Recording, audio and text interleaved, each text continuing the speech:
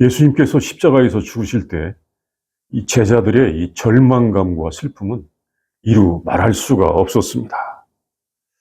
그들은 예수님께서 그렇게 죽을 줄을 몰랐고 그래서 어느 것도 준비하지를 못하였기 때문이었습니다.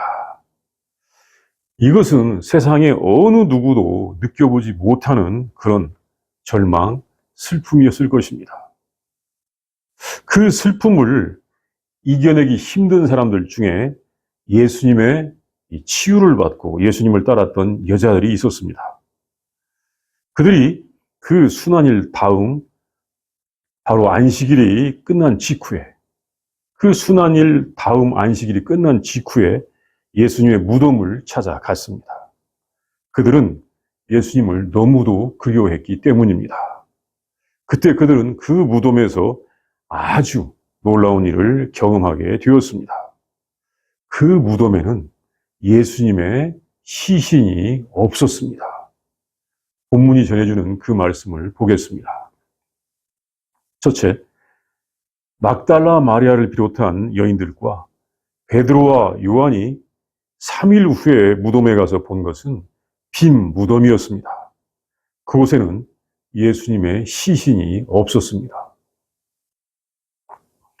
예수님을 믿고 따르던 성도들에게 전능하신 분으로 믿어지던 예수님께서는 불과 며칠 사이에 그 전능함을 잃어버리고 십자가에서 힘없이 죽고 말았습니다. 그러나 예수님을 사랑하던 사람들은 남아 있었는데 그 중에는 여자들이 있었습니다. 예수님을 따르는 사람들 중에 이 남자들은 아무래도 자기들의 소원, 자기들의 뜻을 이루기 위해서 예수님을 가까이 하는 것이 좋다고 하는 기대가 있었을 것입니다. 내 소원을 이루려면 예수님의 능력이 필요해. 예수님이 대단하신 분이니까 그분과 함께하면 내 소원, 내 뜻을 이룰 수 있을 거야. 예수님 덕택에 성공을 하자. 예수님의 힘으로 성공을 해보자. 이렇게 생각을 하니까 예수님께서 자기를 부인하고 예수님을 따르라고 말씀하셨지만 제자들은 그것을 제대로 이해할 수가 없었던 것입니다. 자기를 부인한다 하는 것은 그 자기들의 꿈, 비전, 이것을 부인하는 것인데 이것은 전혀 부인이 되지 아니하고 예수님의 능력으로 내가 내 뜻을 이루어보자 하는 생각을 하니까 예수님이 자기를 부인하고 나를 따르라, 십자가를 지고 나를 따르라 아무리 말씀하셔도 그것을 이해할 수가 없었던 것입니다. 사실 오늘날 이제 많은 귀한 분들이 남아있지만 한때 막 기독교가 부흥할 때 우리 교회들이 부흥할 때 많은 사람들의 생각이 그거였습니다. 예수 믿으면 내 뜻을 이룰 수 있어. 하나님 뜻을 이루어야 되는데 자기 뜻을 이룰 수 있다고 그렇게 예수님을 따라갔던 것입니다. 따라간다고 생각했던 것입니다. 그래서 가룟 유다는 예수님을 배반하였고 베드로는 예수님을 부인하였던 것입니다. 왜? 자기 뜻을 이루고 싶은데 그게 아니거든요. 그리고 다른 제자들은 실망하였고 매우 두려워하고 있었던 것입니다. 그들이 평소에 예수님께서 하시던 말씀을 잘 들었더라면 예수님께서 그렇게 십자가에서 죽으실 것이라는 것을 알고 있었겠지만 제자들은 자신들의 이상, 자기들의 꿈과 예수님의 능력에 취해서 예수님의 말씀을 이해할 수가 없었고 이제 예수님의 죽음 후에는 절망과 후회만이 가득하게 되었던 것입니다. 사실 예수님을 믿는다고 하는 것은 자기의 꿈과 예수님의 꿈, 이것을 일치시켜가는 과정이 예수님을 믿는 그런 믿음인데 사람들은 자기의 꿈을, 자기의 이 욕망을 예수의 능력으로 이루는 것을 예수님을 믿는 거라고 생각하는 그런 생각이 많이 있습니다. 샤머니즘적 생각이죠. 예. 참 한국 교회가 지금 큰 위기에 처해 있고 세계 교회가 뭐 대부분 다 똑같은 위기에 처해 있는데 어서 속히 이 샤머니즘적 신앙에서 이 샤머니즘이 아니라 진정한 예수님께서 우리에게 알려주신 그 신앙, 대속의 신앙으로 가는 것만이 참된 신앙의 부흥이 올 뿐만 아니라 이 세상에 살아나는 길인 것입니다. 자, 이렇게 남자들 가운데는 자기의 욕망을 부인하지 못하고 예수님을 믿었기 때문에 어떤 사람은 예수님을 배반하기도 하고 어떤 사람은 예수님을 부인하기도 하고 어떤 사람은 이제 예수님 죽은 다음에 절망과 후회만이 가득하게 되는 경우가 있는 것입니다. 그런데 당시에 예수님을 따르던 여자들은 그 꿈을 가지고 예수님을 따른 것 같지는 않습니다. 왜냐하면 당시의 사회가 여자가 큰 꿈을 갖는 것을 허용하지 않는 그런 세상이었습니다. 여자들이 어떤 꿈을 가진다. 이것을 당시의 사회가 허용하지 않았던 것입니다. 여자들은 심지어 인구조사에도 들지 않았습니다. 여자들이 명예나 권세를 얻기 위하여 노력하는 세상은 아니었습니다. 내가 예수 때문에 큰 뭐가 될 거야. 이런 여자들은 사실 거의 없었던 것입니다. 그러니까 여자들이 예수님을 믿고 따른 것이 더 순수했을 것입니다. 그리고 예수님께서는 이 천대받는 여자들, 멸시받는 여자들에게도 잘 대해주셨습니다. 심지어 사마리아의 여자에게도 잘 대해주셨던 것입니다. 작은 자들, 소유된 사람들을 더 소중히 여기시는 하나님 나라를 전하시니까 소유되어 살던 여자들이 예수님께 무한한 이 존경과 감사, 사랑을 느꼈을 것입니다. 이것은 예수님께서 죽은 다음에 그대로 표현이 되어 있습니다. 막달라 마리아는 전에 7 귀신이 들려서 고통을 받았었는데 예수님께서 온전하게 고쳐주신 그런 여자였습니다. 이것을 누가복음 8장 2절에서 우리가 알 수가 있습니다. 막달라 마리아는 그렇게 회복이 된 다음에 제자들과 함께 예수님을 따라다녔습니다. 12 사도로서 부름을 받은 것은 아니었지만 예수님을 따라다녔던 것입니다. 그러다가 예수님께서 십자가에서 죽는 것과 아리마대 요셉에 의해서 무덤에 장례가 되는 것까지 다 보았습니다. 예수님을 따라다니다 보니까 그것을 볼 수 있었던 것입니다. 그리고 자기도 존경하는 예수님의 몸에 이 향품이라도 바르기 위하여 예수님의 몸에 향품이라도 발라야 되겠다 생각해서 준비하였다가 안식 후 첫날 그 새벽에 다른 2명의 마리아와 함께 그 무덤으로 갔습니다. 그들이 걱정을 했다고 합니다. 누가 그 무덤을 막고 있는 돌을 굴려서 그 무덤 문을 열어줄 것인가? 아니, 누가 그 돌을 굴려서 무덤을 막고 있는 문을 열어줄 것인가? 그런데 그들이 무덤에 도착했었을 때 이미 무덤의 문은 열려 있었고 무덤에는 아무도 없었습니다. 그들은 놀랐습니다. 놀라서 이 사실을 알리러 제자들에게 갔습니다.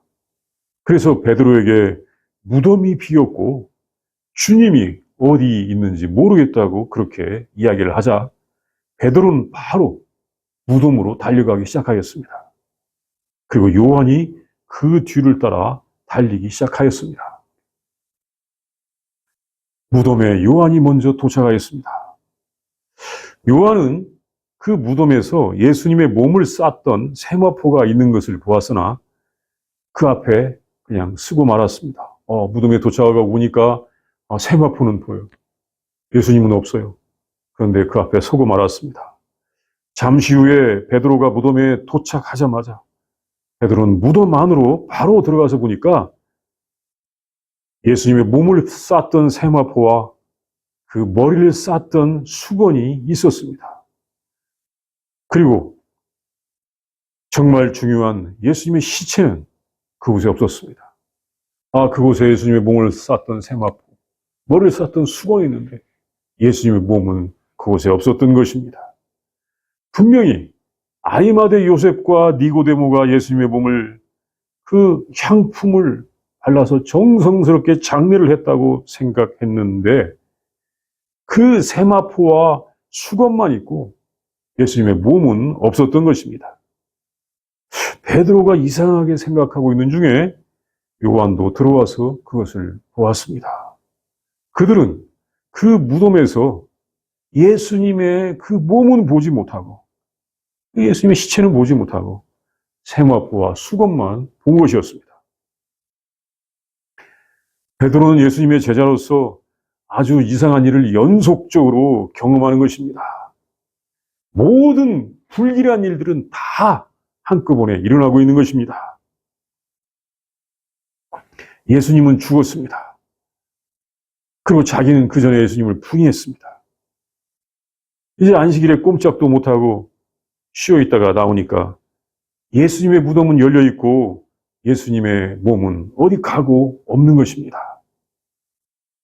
베드로와 요한은 그 사실들이 도저히 이해가 되지 않는 상태에서 집으로 돌아갔습니다. 정말 베드로는 이렇게 불길한 일들이 계속될 수 있을까 하는 일들을 경험했던 것입니다. 그 후에 막달라 마리아는 다시 그 무덤으로 왔습니다. 예수님에 대한 그리움이 큰 두려움에도 불구하고 다시 그 무덤으로 오게 만들었습니다. 그는 그 무덤 옆에서 통곡을 하였습니다. 이때 마리아는 너무 슬퍼서 통곡을 했습니다. 자신을 온전하게 해주시고 소망을 주신 분이 죽었고 또 사라져 버렸습니다. 그래서 그 슬픔을 견딜 수가 없었던 것입니다. 그래서 통곡을 하면서 그 무덤을 들여다보는데 그 안에는 놀랍게도 흰옷을 입은 천사들이 있었습니다.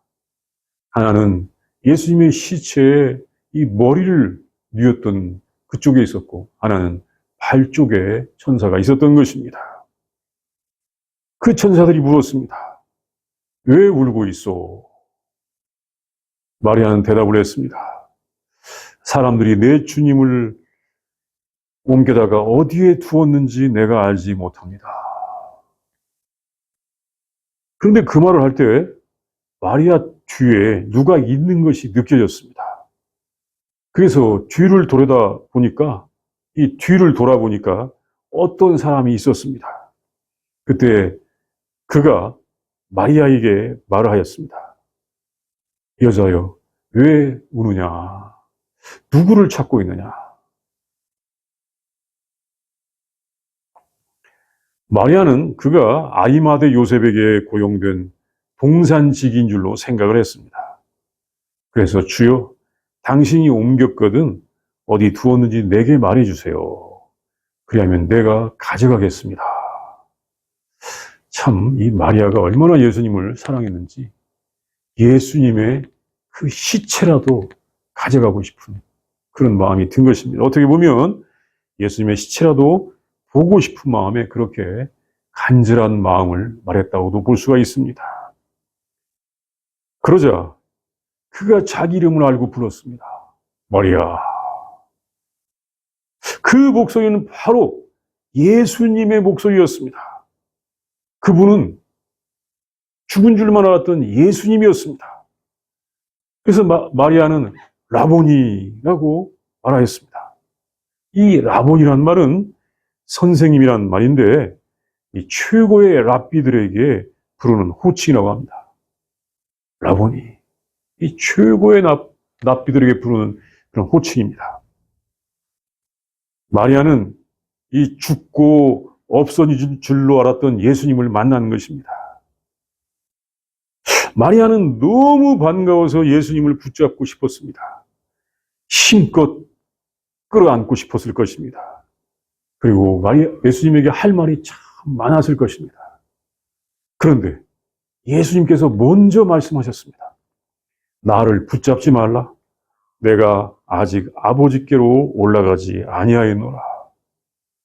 너는 내 형제들에게 가서 이르되 내가 내 아버지 곧 너희 아버지 내 하나님 곧 너희 하나님께로 올라간다 하라. 이 17절 말씀입니다. 굉장히 중요한 말씀이에요.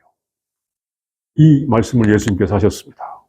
너무 중요하기 때문에 한번 더 읽어보겠습니다. 나를 붙잡지 말라. 내가 아직 아버지께로 올라가지 아니하였노라. 너는 내 형제들에게 가서 이르되 내가 내 아버지 곧 너희 아버지 내 하나님 곧 너희 하나님께로 올라간다 하라. 사실 예수님께서 이 말씀을 하시지 않았더라면 마리아는 예수님을 끌어안고는 울다가 이제는 자기를 더 이상 놀래지 말게 하시라고 또 떠나지 말라고 이렇게 부탁하고 싶었을 것입니다. 선생님, 라보니요, 나를 더 이상 놀래게 하지 마십시오. 나를 더 이상 떠나지 마십시오. 내가 얼마나 슬프고 고통스러웠는지 아십니까? 이렇게 하시지 마십시오. 라고 하고 싶었을 것입니다. 그리고 정말 예수님을 붙잡고 그렇게 말하고 싶었을 것입니다. 그러나 예수님께서는 붙잡지 말라고 하시면서 아버지께로 곧 올라가신다고 하셨습니다. 아버지께로 올라가신다고 하시는 말씀은 예수님께서 이 최후의 만찬 자리에서, 요한복음 14장에 나오는데 그 만찬 자리에서 하셨고 또 그 후에 감람산으로 가시면서 제자들에게 하셨던 말씀입니다. 마리아는 이제 죽어서 그 시체마저 없어진 줄로 알았으나 다시 사신 예수님을 만난 것입니다. 예수님이 다시 사셨어요. 죽어서 시체마저 없어진 줄 알았던 그 예수님이 다시 사셨고 그 예수님을 마리아가 만난 것입니다. 예수님이 새로운 모습으로 나타나신 것입니다. 마리아는 이제 그 들은 대로 즉시 베드로를 비롯한 제자들에게 가서 예수님께서 하신 말씀을 하였습니다. 자기가 사랑하신 주님과 이야기한 바로 그것을 말하였습니다. 그러나 아무도 그 사실을 믿지 않았다고 합니다. 이게 마가복음 16장에 보면 마리아가 가서 예수님을 만난 이야기를 하는데 아무도 믿지 않았다는 것입니다. 너무 슬퍼서 지금 헛소리하는 거 아닌가 이렇게 생각했겠죠. 네. 마리아는 자신이 이렇게 예수님을 만났음에도 불구하고 사람들이 예수님의 부활을 믿지 않는 것이 이상했을 것입니다. 둘째, 예수님께서는 이제 제자들과 예수님을 믿는 사람들이 형제인 것과 하나님께서 예수님의 아버지일 뿐만 아니라 우리 모두의 아버지이신 것을 말씀하셨습니다. 예수님을 믿는 사람들은 하나님께서 아버지시요 모두 한 형제요 자매인 가족인 것입니다. 예수님께서 부활하신 예수님께서 막달라 마리아에게 하신 말씀은 이제 예수님께서 아버지께로 올라가신다고 하는 말씀과 제자들은 한 형제요 자매요 한 가족이라는 것입니다. 그리고 예수님의 아버지는 곧 제자들의 아버지라는 말씀입니다. 우리가 17절에서 이 말씀을 볼 수가 있습니다. 예수님께서 제자들을 가릴 때 제자나 사도라고 말씀하시지 않고 형제라고 하셨습니다. 형제라고. 너는 내 형제들에게 가서, 그것도 너의 형제가 아니라 나의 형제라고 하셨습니다. 그러니까 17절 말씀에서 그걸 분명히 볼 수가 있습니다. 나의 형제에게 가서. 또 하나님 아버지는 자신의 아버지일 뿐만 아니라 너희 아버지라고 하셨습니다. 너희 아버지다. 이 말씀은 일찍부터 전해주신 말씀이기도 하였습니다. 이것을 마가복음 3장에서 우리가 볼 수가 있습니다. 예수님께서 그 예수님의 어머니와 형제와 자매들이 예수님을 찾으러 왔었을 때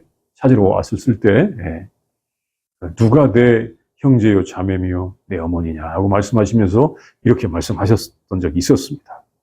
그런데 예수님께서 이렇게 말씀하셨음에도 불구하고 예수님의 모든 다른 말씀들처럼 그때 바로 잘 적용이 된 것 같지는 않습니다. 예수님이 말씀하시자마자 그렇군요. 다 우리 형제네요. 자매네요. 그렇게 바로 적용한 것 같지는 않습니다. 제자들이 또 예수님을 형제라고 부른 적도 없었던 것 같습니다. 그러나 이제는 제자들이 서로 형제라고 부르기 시작하였습니다. 이것을 요한복음 21장, 바로 다음 장에서 볼 수가 있습니다. 또 마태복음 28장, 예수님께서 이제 승천하실 때 그 말씀을 기록한 마태복음 28장에서도 볼 수가 있습니다. 사도행전에도 이렇게 제자들이 서로 형제라고 부른 그 기록들이 있습니다. 이것은 예수님의 부활과 승천 후에 예수님께서 하신 이 말씀들이 적용되기 시작하는 것을 알려주는 것입니다.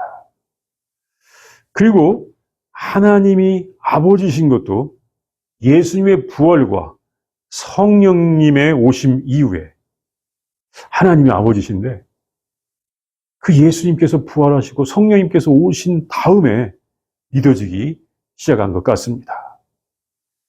예수님께서 십자가에서 죽으셔서 우리들의 죄를 용서하시고 우리를 하나님의 자녀 만들어 주셨다고 하는 것이 이제 제자들이 그때부터 믿어지기 시작한 것 같습니다. 그 전에 예수님께서 십자가에서 죽으시고 부활하시기 전에는 우리 예수님께서 이 말씀을 하셔도 다른 말씀을 제자들이 기억하지도 못하고 믿지도 않았던 것처럼 심지어 예수님께서 십자가에서 죽고 부활한다고 아무리 말씀하셔도 십자가까지는 아니지만 그 예루살렘에서 고난을 받고 죽고 부활하신다고 말씀하셔도 제자들이 전혀 기억하지 못했던 것처럼 예수님께서 아무리 이렇게 말씀하셨어도 제자들이 기억하지 못하고 있었던 것입니다. 왜냐하면 예수님에게서 보이는 것은 오직 예수님의 능력입니다. 그 전능하신 능력. 야, 맞아. 내가 예수님의 능력을 힘입으면 나도 성공할 수 있어. 내가 예수님의 능력을 힘입으면 이 코스모스 여기서 나도 절대 강자가 돼서 약한 것들을 내가 짓밟을 수가 있어. 제자들의 생각도 그런 생각이었을 수가 있는 것입니다. 이 오늘날 참 안타까워요. 예수님을 믿으면 적군을 그냥 다 쳐서 용맹스럽게 쳐서 무찔 수가 있어. 이건 기독교가 되어서는 안 됩니다. 기독교적인 생각으로 원수를 쳐서 무찌른다. 그 원수는 사탄 마귀고 자기 마음속에 있는 죄야지.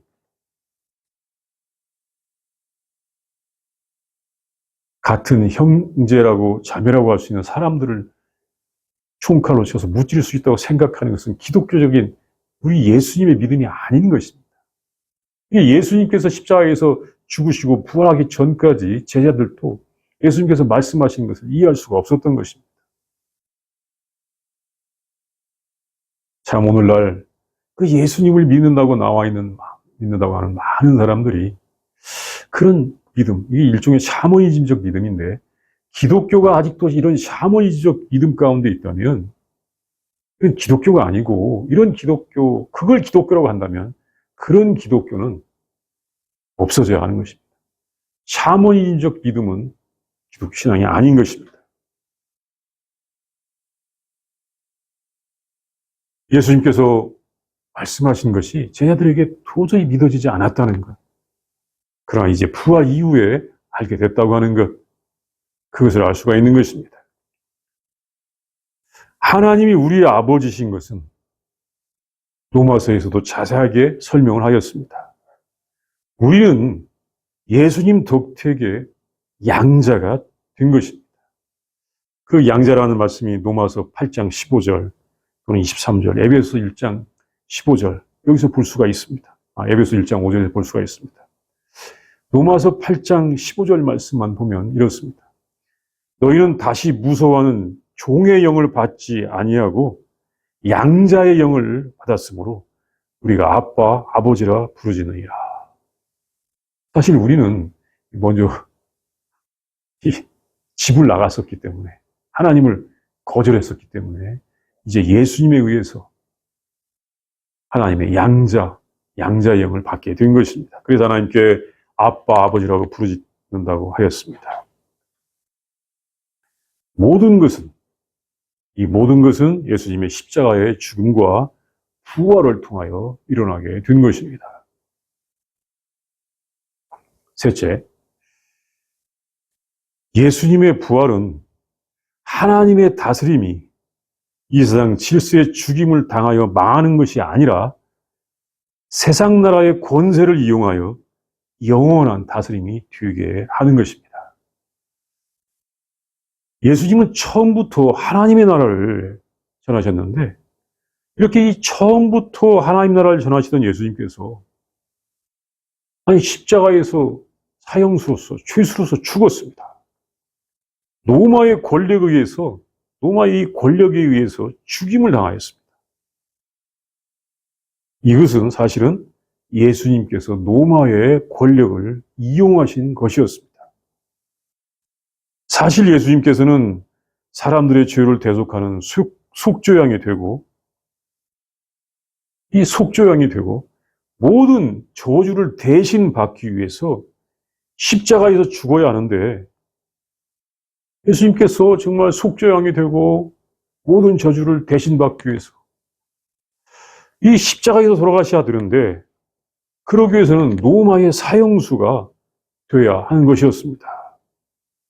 그래서 혹시 예수님께서 이 빌라도에게 가서 이야기하면서 빌라도, 그대가 나를 십자가에 달아서 죽여줄 수 있겠는가? 왜요? 내가 지금 세상의 모든 죄를 대속하기 위해서 나 십자가에서 죽어야 돼. 그러니까 빌라도 그대가 나를 십자가에서 죽여줘. 라고 예수님께서 빌라도에게 말씀을 하셨더라면 빌라도가 예, 그렇게 하겠습니다. 했을까요? 절대 안 했을 것입니다. 무슨 소리요? 대로마 제국의 공권력을 그렇게 이용할 수는 없습니다. 라고 하면서 거절했을 것입니다. 그런데 유대교 대제사장들의 죄악과 음모와 이 빌라도 자신의 이익을 위해서 예수님을 십자가에서 죽이고 말았습니다. 예수님께서 그 하나님의 뜻을 이루기 위하여 이 세상의 불의와 부패, 정말 이 죄악을 잘 이용하신 것입니다.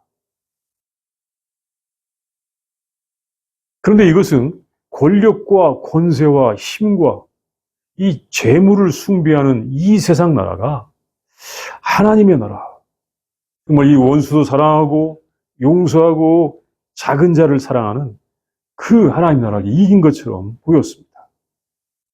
이 세상의 방식이, 그 로마의 권력이 예수님을 죽게 한 그것은 이 세상의 방식이 하나님의 뜻을 이긴 것처럼 보였습니다. 하나님의 다스림은 이 땅에서는 더 이상 통할 수 없다고 생각할 수 있는 것처럼 보였던 것입니다.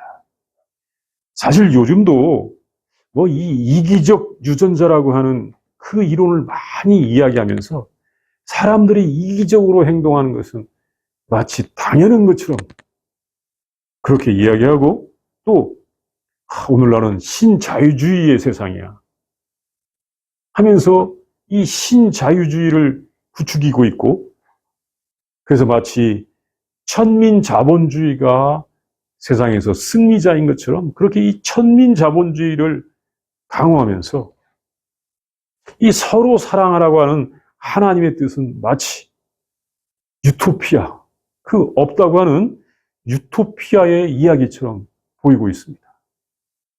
하나님의 나라는 유토피아에서는 없어서 유토피아라고 하는데 그 이야기일 뿐이야.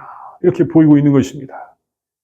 그러면서 오늘날 세상은 이 자본주의, 천민자본주의의 세상이고 신자유주의가 새로운 세상의 트렌드가 되었고 또 사람들은 이기적으로 사는 것이 이 사람들의 유전자가 갖고 있는 속성이야.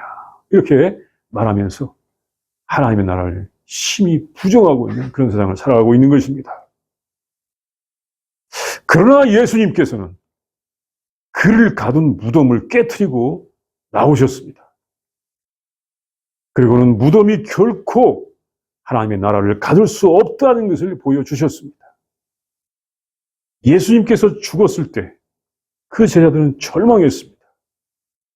그들이 하나님의 나라를 제대로 아는 것은 아니었지만 예수님이 부패하고 세속적인 유대교에게 승리할 수 없다고 생각했을 것입니다. 예수님의 부활은 세상의 죄악과 탐욕과 어둠이 하나님 나라의 선과 진실과 사랑을 이길 수 없다는 것을 알려주시는 것입니다. 그리고 하나님의 나라는 이제 세상의 나라와는 다른 차원으로 영원히 지속되는 것을 알려주시는 것입니다. 우리는 십자가에서 죽으신 예수님의 이 부활을 통하여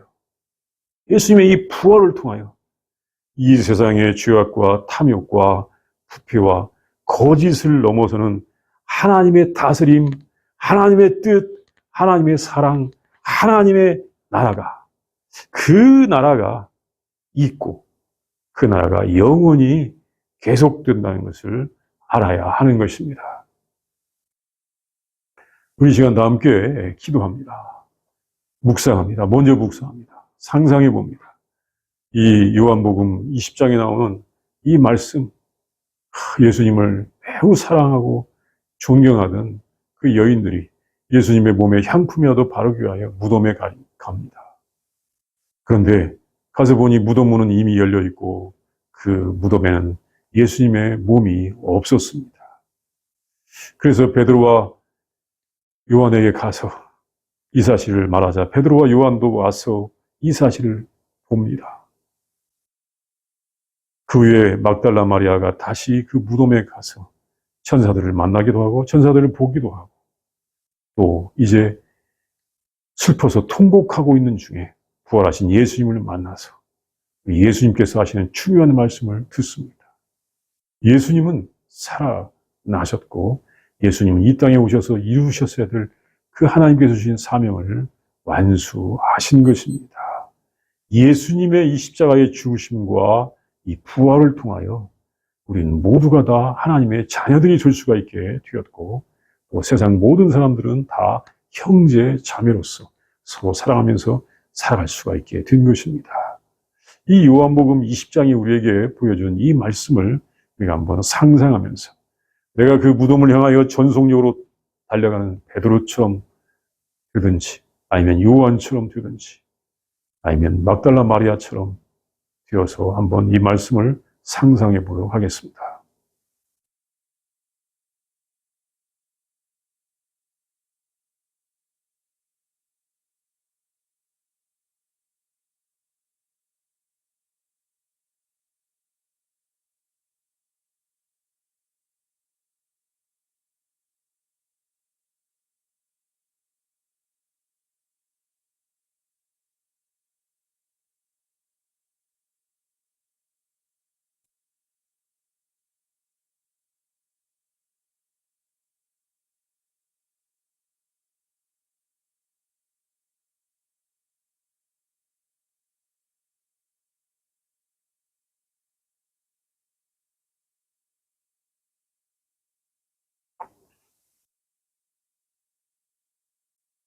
전능하신 하나님, 생명의 하나님, 구원의 하나님, 부활하신 예수님을 우리에게 보내주신 하나님 참으로 감사합니다. 예수님께서 죄악된 이 세상, 어두움 가운데서 헤맬 수밖에 없는 이 세상에 오셔서 우리를 구원하시고 참 생명의 빛을 주셨음을 진심으로 감사합니다. 예수님께서 십자가에서 죽으셨을 뿐만 아니라 부활하셔서 우리의 모든 죄악도 다 용서하시고 우리들이 하나님의 자녀들이 되게 하셨음을 진심으로 감사합니다. 모든 인류가 한 형제 자매가 될 수 있는 귀한 은혜를 주셨음을 진심으로 감사합니다. 하나님, 우리 예수님께서 이 땅에 오셔서 우리에게 정말 이 귀한 진리, 생명, 복음을 주셨지만 정말 이 세상에는 어두움이 참으로 짙어져 가고 있습니다. 죄악이 기승을 부리고 있습니다. 하나님, 우리를 불쌍히 여기시고 긍휼을 베풀어 주시옵시고 우리가 부활하신 예수님을 제대로 알게 하여 주시옵시고 우리 예수님을 만나서 우리 하나님의 뜻 안에서 살게 하여 주시옵소서. 하나님의 다스림을 받고 사는 우리들이 다 되게 하여 주시옵시고 하나님의 다스림이 영원하다는 것을 아는 우리들이 다 되게 하여 주시옵소서. 예수님의 이름으로 기도합니다. 아멘.